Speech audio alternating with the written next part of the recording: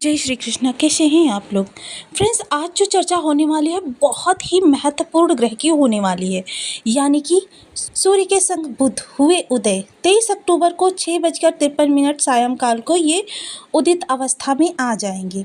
क्योंकि अभी तक क्या था, ये अस्त अवस्था में चल रहे थे। इनके अस्त होने से क्या होता है, जब भी कोई ग्रह अस्त होता है तो उसका प्रभाव हमें किस तरीके से मिलता है, इसके बारे में आगे वीडियो में चर्चा करेंगे। तेज कीर्ति प्रसिद्धि में 2 गुना वृद्धि आपको दिखाई देगी। किस तरीके से दिखाई देगी? शुक्र से द्वादश अति विशिष्ट बल इनको प्राप्त होगा। प्रतिद्वंदी इस दौरान आपके परास्त रहेंगे। धन की लगेगी प्रचंड झड़ी कि आपके पास धन जो आएगा वो अनवरत इतना आएगा जितना आपने सोचा नहीं होगा, कल्पना नहीं की होगी। इन सभी विषयों पर पूर्णतया चर्चा करेंगे इस वीडियो में। सबसे पहले तो समझ लेते हैं कि बुध का स्वभाव क्या है, बुध किस प्रकार के ग्रह हैं और किस तरीके से आपको इनके प्रभाव दिखाई देंगे। देखिए, इनके प्रभाव 2 प्रकार से दिखाई देते हैं, प्रत्यक्ष या अप्रत्यक्ष। बुध क्या है? आपकी बुद्धि, विवेक, जो आप किसी निर्णय को लेने में अपने विवेक का इस्तेमाल करके, क्योंकि विवेक का यदि किसी भी निर्णय में इस्तेमाल ना किया जाए तो क्या होता है, वो निर्णय आपके गलत साबित होते हैं। जो उसमें किया गया कोई भी निर्णय आपके लिए सफलतादायक नहीं हो सकता, सही दिशा पर नहीं जाएगा और सही लक्ष्य का भेदन नहीं करेगा। तो यहाँ पर देखिए, जीवन में जब भी आपको इंद्रधनुषी रंग फैलाने हों तो आपको बुध की विशेष सहायता लेनी पड़ती है। बुध आपके कम्युनिकेशन के कारक होते हैं, कम्युनिटी के कारक होते हैं, बुद्धि विवेक के कारक होते हैं। बुध आपके वाणिज्य के कारक होते हैं, यानी कि व्यापार की, कोई भी व्यापार कर रहे हों बुध का कारक तो उसमें सर्वोपरि होता है। व्यापारी वर्ग के लिए ये बहुत ही उत्तम गोचर रहता है। बुध का विशेष प्रभाव स्टूडेंट्स को देखने में आता है। बुध का विशेष प्रभाव हर उस व्यक्ति के लिए महत्वपूर्ण होता है जो फाइनेंस से जुड़ा हुआ होता है। बुध का विशेष प्रभाव उनके लिए भी महत्वपूर्ण होता है जो किसी भी प्रकार से कंसल्टेंसी का कार्य करते हैं या फिर किसी को सलाह देने का कार्य करते हैं, क्योंकि आजकल कंसल्टेंसी भी बहुत बड़ा फील्ड है आपके कर्म से जुड़ा हुआ। ऑनलाइन भी इसके आपको कई सारे उदाहरण मिल जाएंगे।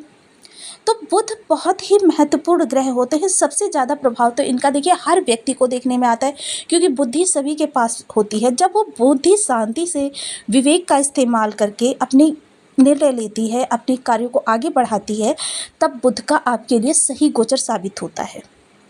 जहाँ पर आप बुद्धि को विवेकहीन कर देते हैं, बुद्धि का सही इस्तेमाल नहीं कर पाते हैं, बुद्धि तो आपके पास बहुत है लेकिन प्रयास आपके सभी गलत दिशा में जा रहे हैं, तो समझ लीजिए कि आपकी बुद्धि विवेक के साथ में कार्य नहीं कर रही है और आपको सही परिणाम उसके नहीं प्राप्त हो रहे हैं, यानी कि आपके बुध कहीं ना कहीं वीक हैं। तो अब गोचर में जो बुध की स्थिति अभी तक क्या थी, अस्त चल रही थी। और बुध का एक विशेष स्वभाव और भी होता है। बुध जिस राशि में बैठते हैं उस राशिपति के अनुसार या फिर जिस ग्रह के साथ बैठते हैं उस ग्रह के अनुसार स्वयं को बना लेते हैं, यानी कि मंगल के साथ बैठेंगे तो मंगलवत हो जाएंगे, शुक्र के साथ बैठेंगे तो शुक्रवत हो जाएंगे, सूर्य के साथ बैठेंगे तो सूर्यवत हो जाएंगे। इसी प्रकार से इस समय ये सूर्य के साथ गोचर कर रहे हैं, तो आने वाले 3-4 दिन सूर्य के साथ गोचर करेंगे और उसके बाद में इनकी युति होगी शुक्र के साथ में। तो आपको इनके प्रभाव जो शुक्र के साथ भी देखने में आएंगे, शुक्र के साथ ये 2 शुक्र का प्रभाव आपको प्राप्त कराएंगे। और जब तक सूर्य के साथ हैं तब तक समझ लीजिए कि आपको 2 सूर्य के प्रभाव प्राप्त करा रहे हैं। अस्त होना कहते किसे हैं? जब भी कोई ग्रह सूर्य के बहुत अधिक समीप चला जाता है। देखिए, हालांकि ये बात है कि जो भी ग्रह अपने अक्ष पर भ्रमण करता है, परिक्रमा करता है, तो वह जो होता है अपनी दिशा नहीं परिवर्तित करता है, ना ही अपनी दिशा बदलता है, ना ही अपना स्थान परिवर्तन करता है, क्योंकि तो सूर्य से उसकी एक प्रकार से ऊर्जा इस तरीके से बन जाती है कि उसकी ऊर्जा जो है सूर्य में ही समाहित होने लगती है, तो सूर्य के द्वारा ही उसके प्रभाव हमें प्राप्त होते हैं। किंतु जब वह ग्रह अपने स्वतंत्र प्रभाव तरंगे धरती तक भेजने लगता है तब उसको उदित अवस्था में माना जाता है। जैसे कि सूर्य के साथ इनका साथ होने से बुध आदित्य राजयोग का प्रभाव आपको प्राप्त होता है, क्योंकि क्या होता है, तेज और प्रसिद्धि।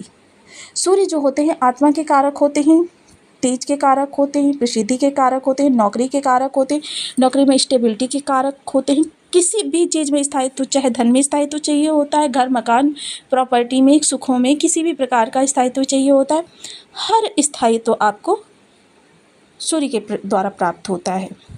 तो अब इन पर देखिए मंगल की भी चतुर्थ दृष्टि जा रही है। तो किस तरीके से ये प्रभाव आपको प्राप्त होने वाले हैं, बने रहिए हमारे साथ इस वीडियो में एंड तक।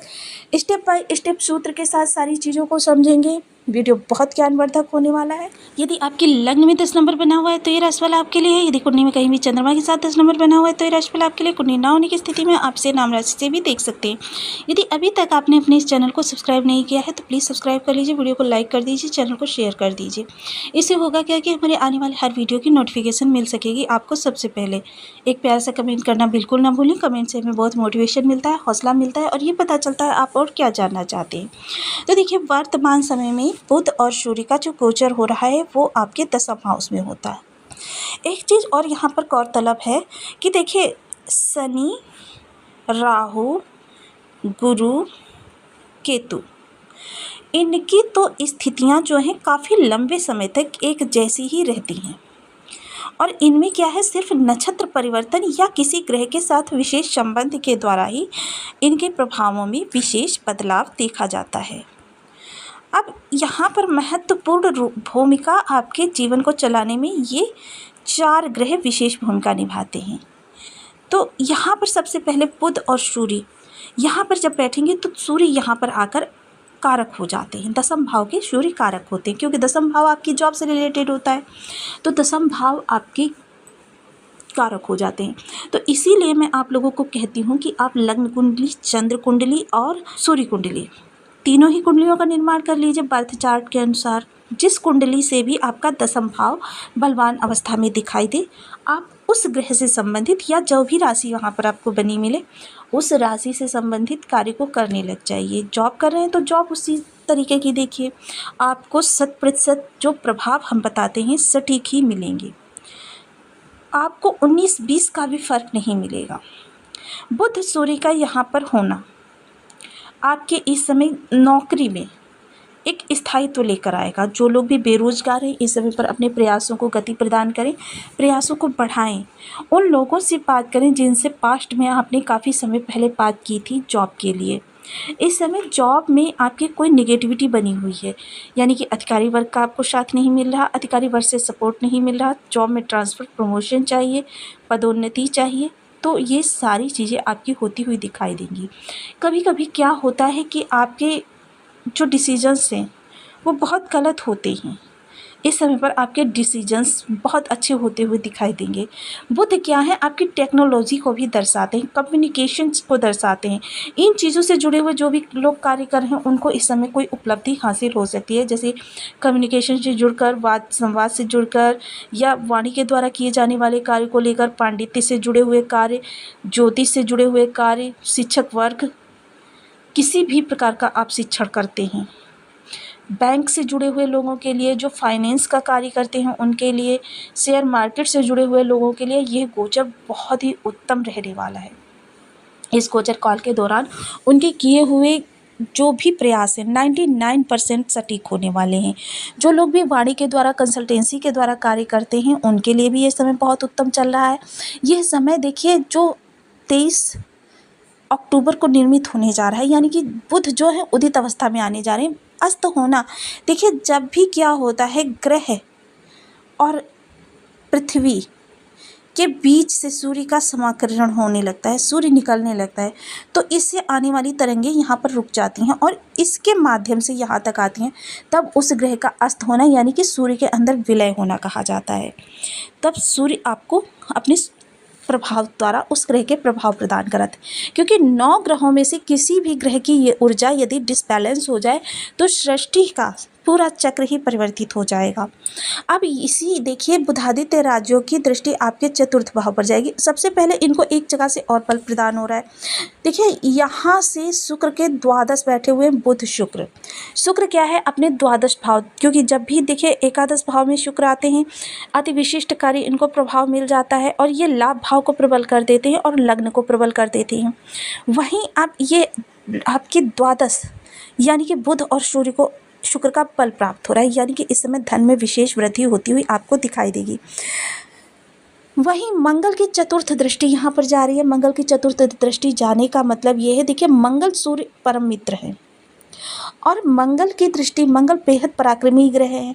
मंगल की दृष्टि यहाँ पर जाना सूर्य को बल प्रदान करेगा। सूर्य यहाँ पर बहुत ही बली अवस्था में, यानी कह सकते हैं दिग्बली अवस्था में आपको प्रभाव प्रदान करेंगे।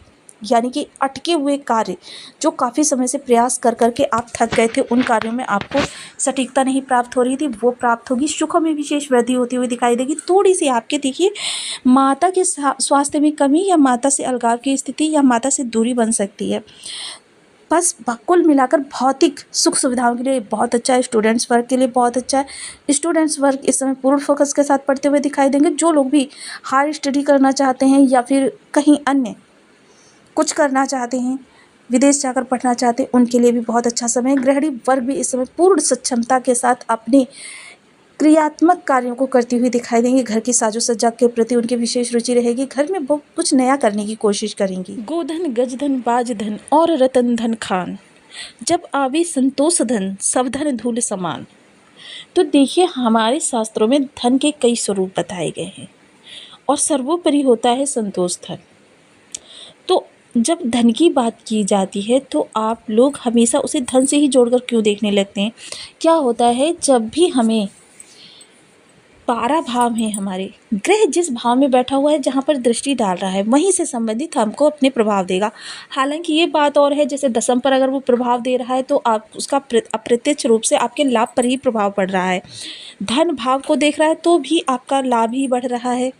तो प्रत्यक्ष या अप्रत्यक्ष रूप से आपकी प्रत्येक एक्टिविटी का आपके धन पर ही प्रभाव पड़ रहा है। और सबसे ज़्यादा प्रभावी जो होती है आपकी बुद्धि विवेक का प्रयोग। तो यहाँ पर बुद्धि जब आपकी अच्छी होगी, तीव्रता से कार्य करेगी, सटीकता से कार्य करेगी, तो कौन सा कार्य ऐसा दुष्कर है जो आपको नहीं आप कर सकते? सबसे पहले तो बुध के विशेष उपाय करने के लिए, क्योंकि देखिए ग्रह हमारी बर्थ चार्ट में जिस अवस्था में बैठा होगा उसी के अनुसार हमें गोचर का भी प्रभाव प्राप्त होगा। यदि ग्रह शुभ अवस्था में बैठा होगा तो हमें शुभ प्रभाव प्राप्त होंगे।